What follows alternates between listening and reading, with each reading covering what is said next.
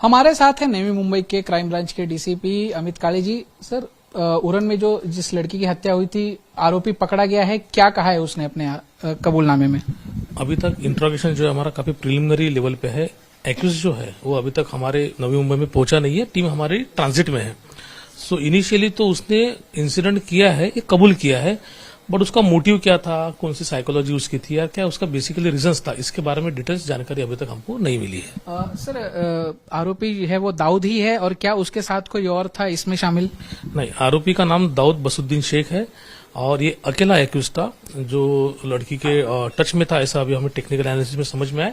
इसके साथ दूसरा कोई एक्यूज है अभी तो भी इनिशियली इसकी कोई जानकारी नहीं है। सर, ये कहाँ रह रहा था? कर्नाटका में ही रह रहा था या नवी मुंबई के उरण में रह रहा था या सिर्फ हत्या करने के लिए उरण में आया था? ये काफी सालों से उरण में रहा है। ये पढ़ने के लिए भी उरण में था, वहां पे काम भी करता था।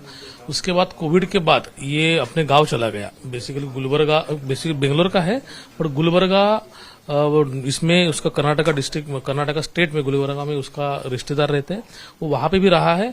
और इंसिडेंट के पहले, जैसे 25 तारीख का इंसिडेंट है, 22 तारीख को वहां से यहाँ उरण में आया हुआ है। सर, ये कितने दिनों से संपर्क में था जो लड़की मृत पाई गई है उसके?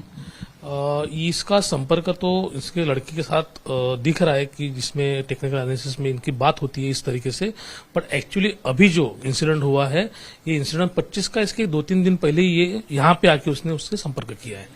सर, जेल जब इसको सजा हुई थी 2019 में पॉक्सो का एक मामला दर्ज किया गया था, उसमें से भी इस जमानत पर बाहर था, तो उसके बाद से ये कहाँ रह रहा था और उसके बाद से क्या ये संपर्क में था? अभी तो जो समझा है, पोक्सो के बाद वो जब बाहर आए, 19 की बात है, उसके बाद 20 में लॉकडाउन लग गया कोविड का, उसके बाद बेंगलोर में चला गया, कर्नाटका में चला गया। उसके बाद अभी समझता है कि ये अभी आया हुआ, क्योंकि काम भी वो वहीं पे कर रहा था, और आने के बाद बीच में उसके कुछ जो जानकारी मिली उस हिसाब से उसकी बीच में बात हुई रही होगी, ऐसा समझ में आता है। सर, इसके परिवार में कौन है? क्या रिश्तेदारों से बात हुई? किसी ने इसको मदद की इन 5 दिनों में छुपने के लिए या भागने के लिए? अभी इसके परिवार में तो इसकी माँ है, इसकी मौसी है, इसकी बहन है। हर एक ने इंडिविजुअली इसको कैसे किस तरीके से हेल्प की है क्या, और की तो किस तरीके से की है, इसकी जानकारी जुटाना का काम चालू है। एविडेंसेस आने के बाद इसके बारे में हम बात कर सकेंगे। सर, मर्डर किस तरीके से किया इसने? मतलब कौन से हथियार का इस्तेमाल किया और हथियार का क्या किया? जो एक्यूज से हमको समझा है या इनिशियली जो ओपिनियन है, पीएम रिपोर्ट तो आया नहीं है, बट स्टैब इंजरी से इसकी डेथ हुई है, जिसमें इसने चाकू का इस्तेमाल किया, इस तरीके की जानकारी मिलती है अभी। सर, मल्टीपल इंजरीज हैं पाई गई हैं बॉडी पर, और साथ ही चेहरा भी पूरी तरीके से तहस नहस कर दिया गया एक तरह से।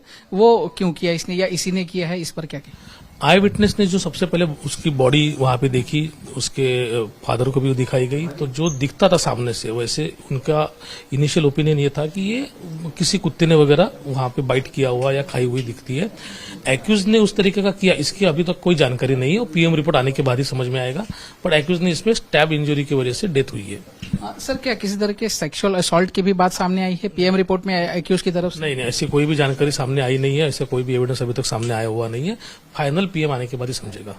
सर, एक्यूज को कब तक कोर्ट में प्रोड्यूस करेंगे और कब तक नवी मुंबई ला रहे हैं? आज रात को जब भी वो आएगा, उसके बाद उसको इमीडिएटली हम लोग उसको कोर्ट में प्रोड्यूस कर देंगे।